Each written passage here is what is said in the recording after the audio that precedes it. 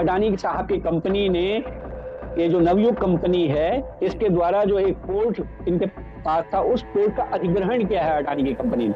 पहले उन्होंने उसके 75% शेयर लिए और बाद में 25% शेयर लेकर के वो पोर्ट जो है, कृष्णापट्टनम जो पोर्ट है, वो अडानी साहब की कंपनी के पास चला गया। अगर ये मंत्री का बेटा होता, किसी उद्योगपति के बेटे वहां फंसे होते, तो क्या तब भी इतना ही समय लगता?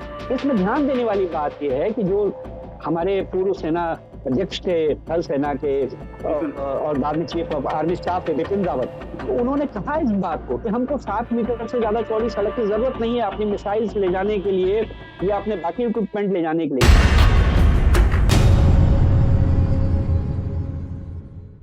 नमस्कार दोस्तों, मैं अजय प्रकाश।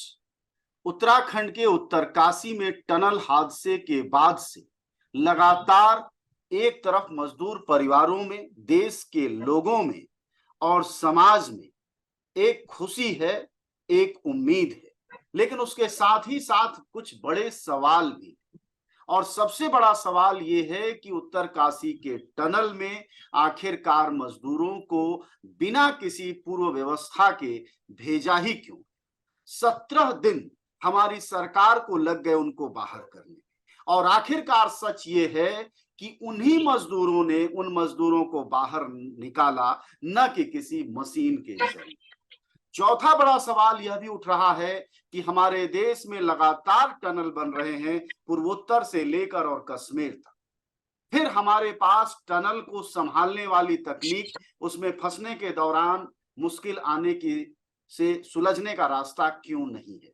और पांचवा बड़ा सवाल है कि उस कंपनी को कितना जिम्मेदार ठहराया गया, और अगर नहीं ठहराया गया तो क्यों छूट दी जा रही है? इन सारी बातों को समझने के लिए हमारे साथ इस वक्त खास मेहमान अतुल सती हैं। वह जोशीमठ आंदोलन के प्रमुख नेताओं में हैं। उन लोगों के जरिए वहां का सवाल उठा और राष्ट्रीय अंतर्राष्ट्रीय स्तर का ध्यान गया जोशीमठ। अतुल जी, आपका स्वागत है। और हमारा पहला सवाल यही है, जो जनता का भी सवाल है, कि जिस कंपनी को जिम्मेदार जनता बता रही है, लोग बता रहे हैं, उस कंपनी को लेकर कोई अब तक एक्शन क्यों नहीं दिखाई देता है? हाँ, शुरू में तो सबका फोकस, सबका ध्यान इस बात पर था कि वो मजदूर सुरक्षित बाहर निकल आए। और लेकिन तभी जब ये सब चल रहा था, तभी ये सवाल उठने शुरू हो गए। और हमने तो शुरू दिन ही, जिस दिन ये घटना हुई, उस दिन ही इस बात को कहा कि जो कंपनी इस बात के लिए जिम्मेदार है, उस पर कार्यवाही होनी चाहिए। लेकिन जो है, हमने देखा कि इस पूरे दौर में जो पूरा ऑपरेशन चला है, इसमें भी जो है कंपनी का कोई जिम्मेदार अधिकारी वहां नहीं दिखाई दिया, बल्कि सरकारी बहुत सारी एजेंसीज वहां हैं। लेकिन सरकारी एजेंसीज के अलावा जो कंपनी उस सुरंग का निर्माण कर रही है, उसकी कोई भूमिका उस पूरे ऑपरेशन में दिखाई नहीं दी। और अब जब ये ऑपरेशन पूरा हो गया और सारे मजदूर बाहर निकल आए हैं, सुरक्षित हैं, तब जरूर ये जरूरी हो जाता है कि जो कंपनी इस पूरी दुर्घटना के लिए जिम्मेदार है, और न सिर्फ जिम्मेदार है बल्कि उसमें बहुत सारी लापरवाहियां देखने में आ रही हैं। कोई सुरक्षा पैसेज उन्होंने नहीं बनाया लोगों के निकालने के लिए, जो उस बाकायदा जो डीपीआर है और जो शर्तें हैं, अब तो शर्तें भी जो है बाहर आ गई हैं। जो जिन शर्तों पर उनको काम दिया गया था, उसमें बिल्कुल लिखा हुआ है कि इनको एक सुरक्षित गलियारा उसमें से बनाना है, सेफ पैसेज कैसे, उसमें निकासी का द्वार अलग से, अगर कोई ऐसी इमरजेंसी आ जाए तो उनको बनाना था। उसके अलावा जो है, जो जियो टेक्निकल स्टडी उसकी होनी थी, जो जियो फिजिकल स्टडी उसकी होनी थी, उसके आधार पर जो निर्माण कार्य होना था वो नहीं हुआ। इस तरह की बहुत सारी डिस्क्रिपेंसीज हैं, बहुत सारी कमियां हैं जो वहां दिखाई दे रही है। और ये जो सब कुछ हुआ वो पूरा आपराधिक कृत्य है, तो आपराधिक धाराओं में उस पर मुकदमा होना था, उनकी गिरफ्तारी होनी थी, जो कि अभी तक नहीं हुई है। और हमने तो कल भी एक ज्ञापन प्रधानमंत्री को और यहाँ के मुख्यमंत्री को दिया है, और उसमें मांग की है कि इस कंपनी से न सिर्फ ये जो टनल का काम है, सुरंग का काम है, ये वापस लिया जाना चाहिए, बल्कि उस सुरंग को ही अब स्थगित करना चाहिए, उसको ही बंद कर देना चाहिए, क्योंकि वो सुरक्षित नहीं रह गई है। और इस कंपनी को ब्लैकलिस्ट करते हुए इसको जो अन्य काम भी यहाँ मिले हैं, ये सिर्फ ये काम इस कंपनी के पास नहीं है, बल्कि जो ये रेलवे की परियोजना है ऋषिकेश से कर्णप्रयाग, उस रेलवे के प्रोजेक्ट में सुरंग बनाने का काम भी इस कंपनी को मिला हुआ है। तो हमने ये भी मांग की है कि वो काम भी इस कंपनी से लिए जाएं और इस पूरे प्रदेश में जहां जहां ये सुरंग निर्माण हो रहा है उन सब पर पुनर्विचार किया जाना चाहिए, उन सब के पर अध्ययन होना चाहिए, दोबारा से उस पर बातचीत हो कि क्या सुरंग निर्माण करना इस प्रदेश में, इस हिमालयी राज्य में उचित है। तो ये सब सवाल तो हैं और हम लगातार इनको उठा रहे हैं। ये अतुल जी, एक सवाल जो बार बार उठ रहा है, सही या झूठ अभी तक औपचारिक जानकारी नहीं आ पा रही है, लेकिन चूंकि आप लोग लगातार इस आंदोलन में, इस संघर्ष में उन मजदूरों के साथ, उस टनल को और राज्य के साथ लगे हुए हैं, क्या इस कंपनी का अडानी की किसी कंपनी से रिश्ता है जिसके कारण इस पर कार्रवाई नहीं की जा रही है? ये जनता की तरफ से एक वोकल आवाज आ रही है, इसका सच क्या है? देखिए, इसका सच जो अभी तक सामने आया है और अडानी साहब की कंपनी की तरफ से भी इस पर जो है एक बयान आया है, तो उनका ये कहना है कि सीधा उनका इस पूरी परियोजना से जो सुरंग वाली है और इस कंपनी से कोई लेना देना नहीं है, लेकिन क्योंकि अडानी साहब की कंपनी ने ये जो नवयुग कंपनी है इसके द्वारा जो एक पोर्ट इनके पास था, उस पोर्ट का अधिग्रहण किया है अडानी की कंपनी ने। पहले उन्होंने उसके 75% शेयर लिए और बाद में 25% शेयर लेकर के वो पोर्ट जो है कृष्णापट्टनम जो पोर्ट है वो अडानी साहब की कंपनी के पास चला गया। उसके अलावा अन्य कुछ परियोजनाओं में अडानी साहब का इनकी कंपनी के साथ कुछ परियोजनाओं में हिस्सेदारी है, लेकिन इस वाली जो ये योजना है सुरंग वाली, इसमें सीधा इनका कोई लेना देना नहीं है। लेकिन क्योंकि अडानी साहब से इनके रिश्ते हैं, यानी कि अगर पोर्ट अगर लिया है और कुछ अन्य परियोजनाओं उनकी हिस्सेदारी है, तो इसका मतलब है कि उनके आपस में तो समझदारी है और निसंदेह जो काम इनको मिल रहे हैं सीधे नहीं है। अधिकांश काम जो कंपनी कर रही है ये किसी के बिहाफ पे कर रही है, यानी कि कोई सीधा ठेका इनको नहीं है। तो लिहाजा जो है ये तो अंडरस्टूड है कि जो ऊपरी तौर पर बड़े लोगों का एक दूसरे के साथ संबंध होता है, जिस तरह के काम ये लोग कंपनी कर रही है, तो निसंदेह अडानी साहब के उसमें जो है इनके साथ जो भी है मित्रता तो है ही है। अब अतुल जी, जरा हम पर्यावरणीय तकनीकी और अपनी वैज्ञानिक तैयारियों की तरफ चलते हैं। और सबसे पहला सवाल ये कि हमारे देश भर में टनल बन रहा है, हर जगह सुरंग बन रही है, क्या दिल्ली क्या मुंबई, हर जगह बन रही है। तो अगर कोई टनल धंस जाता है, उसके बाद इस तरह का बखेड़ा कि अमेरिका से आ रहे, तो ऑस्ट्रेलिया से आ रहे, तो फला जगह से आ रहे, तो थाईलैंड से आ रहे, हमारे यहाँ जो कि हम मोदी जी कहते हैं कि हम सदियों पहले ही उड़न खटोला बना चुके थे, तो क्या सुरंग से सुरक्षित निकालने वाले टनल इंजीनियर, टनल वैज्ञानिक, इन चीजों के जानकार क्या हमारे देश के पास नहीं है इन 75 सालों में? अब देखिए, जब हमारे पास सुरंग बनाने की तकनीक है या हम सुरंग बनाना जानते हैं, और कोई आज से तो नहीं बन रही है, यहाँ तो बहुत सारी पुरानी सुरंगें भी मौजूद हैं, अंग्रेजों के जमाने से हैं बन रही। और इस अंग्रेजों के जमाने में जब रेलवे की परियोजनाएं बनी तो रेलवे की बहुत सारी सुरंगें जो हैं अंग्रेजों के समय में बनी, और उस समय तो इतनी बड़ी मशीन और ये सब भी नहीं था। उसके बाद जब देश आजाद हो गया तब भी जो है बहुत सारी सुरंगें यही उत्तराखंड में ही पहाड़ी इलाकों में ही छोटी छोटी सुरंगें सड़कों के लिए बनी।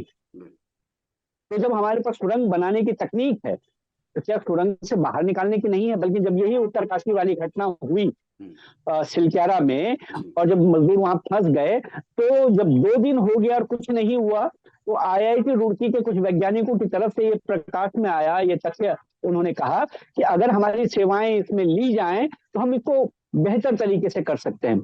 लेकिन उनकी सेवाएं लेने के बजाय हमने ऑस्ट्रेलिया से किसी को बुलाया। अब जिनको बुलाया है वो आर्नोल्ड डिक्स साहब हैं, जिनका शुरुआती बयान और उसके बाद के बयानों को देखें तो उनमें बहुत सारे अंतर दिखाई दे रहे हैं। और वो आर्नोल्ड डिक्स साहब जो है अब जाने जा रहे हैं इस बात के लिए नहीं कि सुरंग से किसी को सुरक्षित उन्होंने निकाला हो। उनकी प्रसिद्धि जो हो रही है, उनकी प्रसिद्धि इस बात के लिए हो रही है कि वो जो वहां के वोगनाथ देवता हैं, सुबह और शाम उनकी आरती उतार रहे हैं, और जो है जब सुरंग के अंदर जाते हैं तब भी वहां प्रणाम करते हैं, सुरंग के बाहर आते हैं तब भी प्रणाम करते हैं। और जब ये ऑपरेशन पूरा सुरक्षित, तो जब वो निकाल लिए गए तो उसके बाद भी जो है वो वहां पूजा करने जा रहे हैं। तो उनकी तो यही प्रसिद्धि दिखाई दे रही है। लोग पूछ रहे हैं कि आर्नोल्ड डिक्स साहब ने इस पूरे ऑपरेशन में क्या, उनकी क्या भूमिका थी, क्योंकि वो तो उनकी जानकारी तो ये कह रही थी कि 25 दिसंबर से पहले कोई मजदूर बाहर नहीं आ पाएगा। यस, और जो उन्होंने शुरुआती बयान भी दिया, जिसमें उनके बयान में कहा गया कि next Friday will be a good Friday. जी तो जिस फ्राइडे को उन्होंने गुड फ्राइडे बताया था, उस फ्राइडे के दिन जो मशीन है, फंस गए। ऑगर मशीन जो है टूट गई उस दिन, जिस दिन गुड फ्राइडे उन्होंने कहा था। उसके बाद, उसके अलावा भी ये जो ऑगर मशीन है, ये अर्नोल्ड डिक्स साहब के पहुंचने से पहले अंदर जा चुकी है और उनके रहते हुए तो टूटी है। उसके बाद का जो ऑपरेशन है, जिनको हम राइट माइनर्स कह रहे हैं, जो मूसक सुगान ये खुदान करता है, तो उसके बाद उनकी भूमिका है और उनको भी बुलाया है। तो नवयुग कंपनी कह रही कि इनको तो हमने हायर किया, हमने बुलाया, लेकिन उसके जो प्रमुख जो वकील अहमद साहब हैं, उनका बयान है कि हमको तो इन्होंने संपर्क किया, नवयुग वालों ने। तो ये आइडिया भी अर्नोल्ड डिक्स का नहीं है। इस तरह से ये समझ में नहीं आ रहा है कि अर्नोल्ड डिक्स साहब पूजा करने के अलावा और वहां गोगनाथ देवता में सर झुकाने के अलावा क्या कर रहे हैं। तो हाँ, जरूर एक कुंवर साहब जो मतलब हैं विशेषज्ञ, उनकी कुछ भूमिका दिखाई दे रही है। जी, यहाँ एक चिंता फिर जाहिर होती है कि एक वक्त जब हम अपनी तकनीकी कमियों की वजह से शर्मसार होते, इस बात की चुनौती समझते कि भविष्य में हम और बेहतर व्यवस्थाएं करने के बाद ही इन जिंदगियों को, इंजीनियर्स को, मजदूर को, जियोग्राफिस्ट को अंदर भेजें, उसकी बजाय हम एक नए उत्सव में लग गए हैं कि फला देवता ने बनाया है। जाहिर तौर पर यह एक चिंता की बात है। खैर, हम अगली बात यह जानना चाहेंगे कि ये जो यह वक्त गुजरा है, जैसे आप कह रहे हैं कि रुड़की के वैज्ञानिकों ने ऑफर किया, ये रेट माइनर्स मिले और इन्होंने रास्ता निकाला, बाकी सब प्रपंच हो रहा था लंबे समय तक।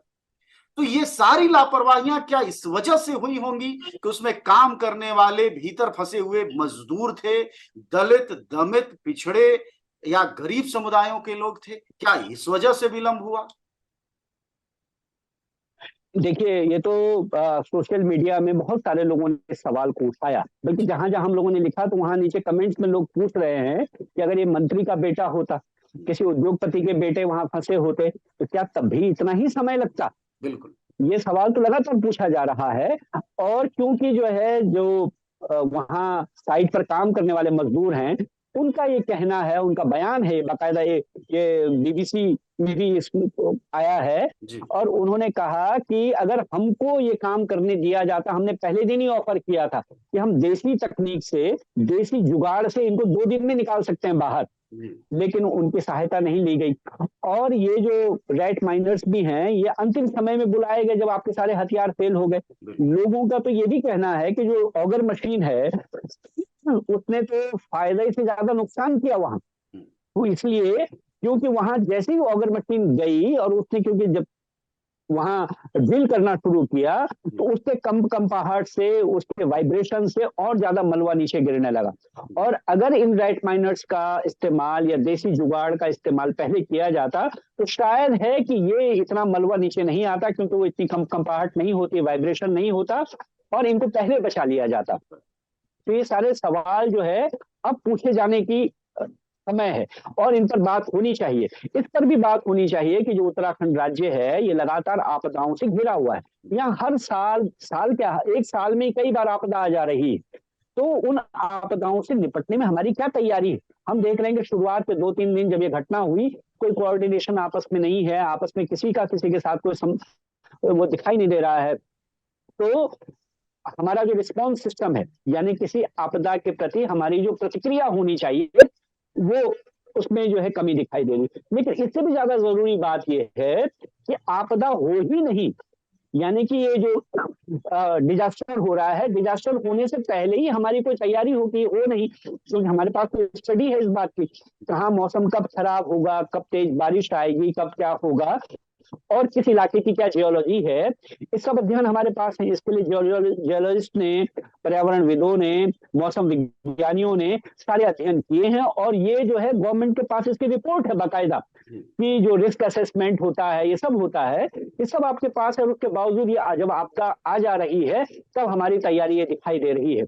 और उसमें क्या तैयारी हो रही है कि बजाय आपदा को प्रबंधन करने के हम मीडिया का प्रबंधन कर रहे हैं। और मीडिया का प्रबंधन ऐसे हो रहा है कि मीडिया का सारा जोर जो है कभी बौगनाथ देवता, कभी उस देवता पर किसी पर अवतार आ जा रहा है, और तब उस पर हम जो है इस तरह से लोगों का ध्यान भटका रहे हैं। बौगनाथ देवता तो फिर भी चलिए थोड़ी देर के लिए मान लें कि वो स्थानीय देवता है। वहां सुरंग के बाहर से जो पानी गिर रहा है, उस पानी से जो तस्वीर बन गई, अचानक कोई छापा था, लोगों ने उसको शिवजी बताना शुरू कर दिया। और इस तरह से आपदा के सही कारणों की तलाश, उसमें जिम्मेदार लोगों की भूमिका, उन पर कार्यवाही से ध्यान भटकाने के लिए आप इस तरह से चीजों को दूसरी तरफ ले जा रहे हैं। तो ये मतलब ज्यादा हमारे दुर्भाग्य, देश में ये ज्यादा निराश है। आपदा से अवसर की जगह आपदा से अंधविश्वास का भी एक अवसर रहा है। खैर, आखिरी बिल्कुल। सवाल अतुल जी आपसे यह कि रानीगंज हादसा हुआ, बहुत बड़ा हादसा था इस देश का, और भी कई माइंस में हादसे हुए, सुरंगों में हादसे हुए, सब मानव जीवन को बेहतर बनाने के लिए थे। इससे मानवता एक कदम आगे जा रही थी। क्या यह चार धाम यात्रा की सड़क इतनी जरूरी है जिससे मानव सभ्यता में हमारा देश, हमारे लोग आगे जाएंगे, या फिर इसकी वजह कुछ और है? ये जो मैंने कल भी किसी चैनल पर ये कहा कि ये जो सड़क है, खास तौर पर ऋषिकेश से बद्रीनाथ वाली सड़क, ये तो जब खंडूड़ी जी जो है वाजपेयी सरकार के समय में मंत्री थे ये रोड एंड ट्रांसपोर्ट के, उस समय में भी सड़क चौड़ी की गई और बड़ा हल्ला हुआ उसका, और खंडूड़ी साहब ने बड़ा उसका श्रेय लिया कि मैंने ये सड़क चौड़ी कर दी। लेकिन उसके बाद हमने देखा कि जितनी चौड़ाई इस सड़क की थी वो उतनी हो गई 2013 के आपदा के बाद, और अभी भी जो है ये सड़क अभी पूरी तरह चौड़ी हुई नहीं है। लेकिन इस बरसात में आपने देखा कि ऋषिकेश से लेकर के और ब्यासी तक ये सड़क जगह जगह जो है फिर उसी स्थिति में आ गई, बल्कि उससे भी खराब स्थिति में आ गई। बल्कि आज के दिन तो ये स्थिति है कि ऋषिकेश से लेकर के ब्यासी के बीच में ये सिंगल रोड हो गई है, एक समय में केवल एक गाड़ी पास हो पा रही है कई किलोमीटर तक। और जो है इसी आपदा के बाद जो है, जब बरसात में आपदा हुई उस सड़क पर, तब स्वयं जो है जो NHAI के डायरेक्टर हैं, उन्होंने ये बात कही कि जो है चार धाम यात्रा मार्ग पर 150 से ज्यादा नए भूस्खलन के जोन बन गए हैं।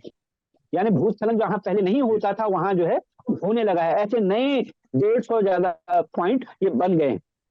तो जो है, और अब जो इसकी चौड़ाई को लेकर के सवाल था, हाई पावर कमेटी बनी, हाई पावर कमेटी के चेयरमैन ने और बहुत सारे सदस्यों ने कहा कि हमको 7 मीटर से ज्यादा चौड़ी सड़क नहीं चाहिए, क्योंकि अगर आप इसको 12 मीटर सड़क बनाएंगे तो आपको 24 मीटर पहाड़ काटना होगा, जो कि अनस्टेबल हो जाएगा और बहुत डेंजरस है। जहां ये उत्तरकाशी की सुरंग वाला मसला है, वो तो स्वयं ही बहुत ही संवेदनशील इलाका है, भूकंप का जोन 4 है। तो ये हम जो है जिस तरह का ये सब कर, उस पर जो है फिर इन्होंने कहा कि रक्षा मंत्रालय को जो है हमारे को देश की सुरक्षा के लिए इसकी जरूरत है। इसमें ध्यान देने वाली बात यह है कि जो हमारे पूर्व सेना अध्यक्ष थे थल सेना के और बाद में चीफ ऑफ आर्मी स्टाफ थे बिपिन रावत, तो उन्होंने कहा इस बात को कि हमको 7 मीटर से ज्यादा चौड़ी सड़क की जरूरत नहीं है अपनी मिसाइल्स ले जाने के लिए या अपने बाकी इक्विपमेंट ले जाने के लिए, क्योंकि जब ऐसी इमरजेंसी की कोई हालत आएगी तो जो है तब हम कोई सड़क से थोड़ी ले जाएंगे, तब तो हम हवाई मार्ग से इनको ले जाएंगे। तो ये उनका बड़ा प्रसिद्ध और उल्लेखनीय बयान है कि जिस रक्षा के नाम पर, देश की सुरक्षा के नाम पर आपने जो है इस सड़क की परमिशन सुप्रीम कोर्ट से ली कि इसको 12 मीटर चौड़ा किया जाना है, उसी सुरक्षा से जुड़े हुए जो सबसे बड़े अधिकारी थे बिपिन रावत साहब, उन्होंने कहा कि हमको जरूरत नहीं है। तो तब हमारा एक सवाल है कि इस पूरे पर्यावरण को, यहाँ की पूरी इकोलॉजी, जियोलॉजी, इस सबको खत्म करके, इस सबको नुकसान करके आप जो है किसके लिए सड़क बना रहे हैं? उसके अलावा कल ये भी बात हो रही है, जो जिस तरफ आपने भी इशारा किया कि भाई अगर चौड़ी सड़क होगी तो ज्यादा लोग आएंगे, बड़ा पर्यटन हो जाएगा, लाखों लोग आएंगे। वो लाखों लोग आएंगे तो यहाँ रहेंगे कहाँ? यहाँ तो जो है उसके लिए इंफ्रास्ट्रक्चर नहीं है। अभी आपने देखा कि जब लाखों लोग यहाँ पहुंचे, उनको गाड़ी खड़ी करने की जगह नहीं है, पार्किंग के लिए जगह नहीं है, लोग घंटों घंटों जाम में फंसे रहे, 4-4, 5-5 घंटा। तो अगर आप चौड़ी सड़क बना लें, वो यहाँ पहुंच तो जाए, लेकिन वो गाड़ी खड़ी कहाँ करे, उसके लिए इंफ्रास्ट्रक्चर नहीं है। तो एक तरफा जो विकास हम यहाँ कर रहे हैं वो भविष्य के लिए हमको आगे बढ़ाने वाला नहीं बल्कि और पीछे ले जाने वाला है। और पहाड़ की जो सौंदर्य है, यहाँ की जो खूबसूरती है, वो तो यहाँ की कठिनाई में ही है। यहाँ जो दिक्कत होती है सड़क में चलने में, इसमें यही देखने आप आते हैं, जैसा मैदान में है वैसा ही यहाँ बना देंगे तो वहां और यहाँ में क्या फर्क रह जाएगा। आप जो है जैसा रिवर फ्रंट आपने अहमदाबाद में बनाया वैसे ही आप बनारस में बनाना चाहते हैं, वैसे बद्रीनाथ में बना रहे हैं, तो वो जो यहाँ की भिन्नता है, विविधता, जो अलगपना है ना, तो वो जो है वो तो रहेगा नहीं। तो फिर यहाँ और वहां में कोई अंतर नहीं रहेगा, तो ये तो नुकसान करेगा हमको, यहाँ के पर्यटन को, यहाँ के तीर्थाटन को भी ये नुकसान ही पहुंचाएगा, फायदा नहीं करेगा। जी, शुक्रिया आपका बातचीत के लिए। हमारे साथ बातचीत कर रहे थे अतुल सती। वह पर्यावरणीय आंदोलन के जानकार हैं और साथ ही साथ हम टनल वाले मसले पर बात कर रहे थे कि किस तरह टनल से मजदूरों को निकालने का अगर किसी ने काम किया और सबसे बड़ी भूमिका निभाई, वो रैट माइनर्स है। वो लोग जो चूहे की सुरंगों की तरह काम करते हैं, और बाकी सारा हल्ला हंगामा हुआ, लेकिन आखिरकार वह मजदूर ही मजदूरों के काम आए। और सबसे बड़ी बात कि हमारी पूरी व्यवस्था आपदा में अंधविश्वास फैलाने में लगी रही, हमारी मीडिया का बड़ा हिस्सा यही करने में लगा रहा। और अब जबकि सरकार से और उस कंपनी से सवाल पूछा जाना चाहिए, तो सिर्फ और सिर्फ उन मजदूरों के निकल जाने की रोमांचक कहानियां मीडिया में बयान की जा रही है, और यही गड़बड़ होता है। और हम अगली किसी सुरंग की हादसे के इंतजार में लगे रहते हैं, बजाय कि तकनीकी तौर पर, विज्ञान के कौशल के तौर पर और एक समाज के तौर पर सक्षम बने। शुक्रिया आपका बातचीत के लिए, धन्यवाद। द मूक नायक जनवादी पत्रकारिता करता है। यह संविधान, लोकतंत्र और सामाजिक न्याय पर चलने वाला चैनल है। अगर आप भी चाहते हैं द मूक नायक हमेशा हाशिए पर खड़े लोगों की आवाज बुलंद करता रहे, बेजुबानों की पीड़ा दिखाता रहे, तो सपोर्ट कीजिए। सपोर्ट करने वाला लिंक आपको स्क्रीन पर दिखाई दे रहा होगा। साथ ही डिस्क्रिप्शन में जाकर भी आपको ये लिंक मिलेगा, जहाँ पर जाकर आप हमें सपोर्ट कर सकते हैं और हमारे काम को आगे बढ़ा सकते हैं।